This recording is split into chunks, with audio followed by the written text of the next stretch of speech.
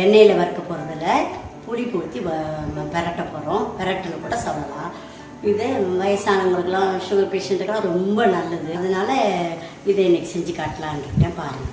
அதுக்கு தேவையான பொருள்: அரை ஸ்பூன் மிளகு தூள், அரை ஸ்பூன் மஞ்சத்தூள், 2 ஸ்பூன் குழம்பு மிளகாத்தூள், அரை ஸ்பூன் வெறும் தனி மிளகாத்தூள். இப்போ நான் நிறைய போட்டிருக்கேன்.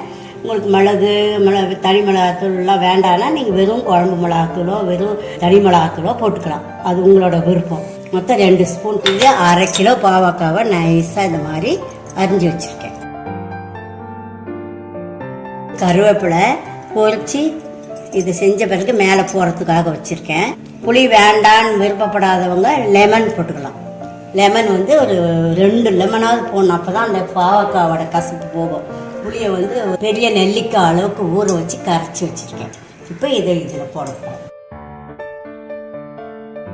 இது மிளகாத்தூள், தேவையான அளவு உப்பு சேர்த்துக்கணும். அரை கிலோன்றதால தாராளமாக 1 ஸ்பூன் போடலாம், சரியாக இருக்கும்.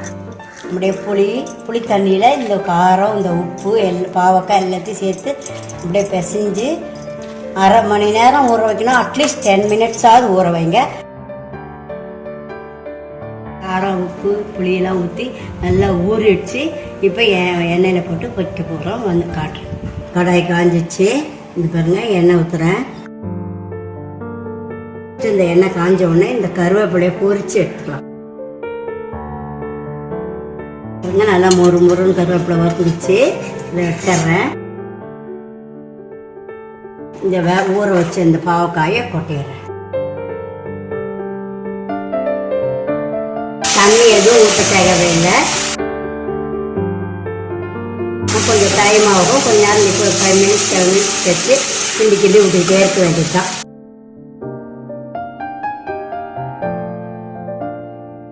நல்லா பாதி வந்துட்டு இன்னும் கொஞ்சம் வேகணும். நல்லா சுருளணும். நல்லா இருக்குன்னா அது வதக்கம்னு பேர். இன்னும் கொஞ்சம் நேரம் இருக்கட்டும். கடாயில் ஒட்டாமல் நல்லா கிண்டி விட்டுட்டே இருக்கணும். இது நல்லா சுருண்டு வந்துடுச்சு. இன்னும் கொஞ்சம் நேரம் இருக்கணும். சிம்லேயே போட்டுக்கோங்க. இனிமேல் அடி பிடிக்கும். அதனால் பிடிக்காமல் வரல, பிடிக்காமல் கிண்டி விட்டு எடுத்துக்கலாம். இப்போ எடுத்த வேண்டியதான். நல்லா வதங்கி சுருண்டு நல்லா வந்துச்சு. இப்போ நம்ம பொரிச்சு வச்சிருந்த கருவேப்பிலை இனிமேல் அழகாக தூவிடுங்க. வீட்டில் எந்த பொருளும் தேடணும் வாங்கணும்னு இல்லாமல் வீட்டில் இருக்க பொருளை வச்சு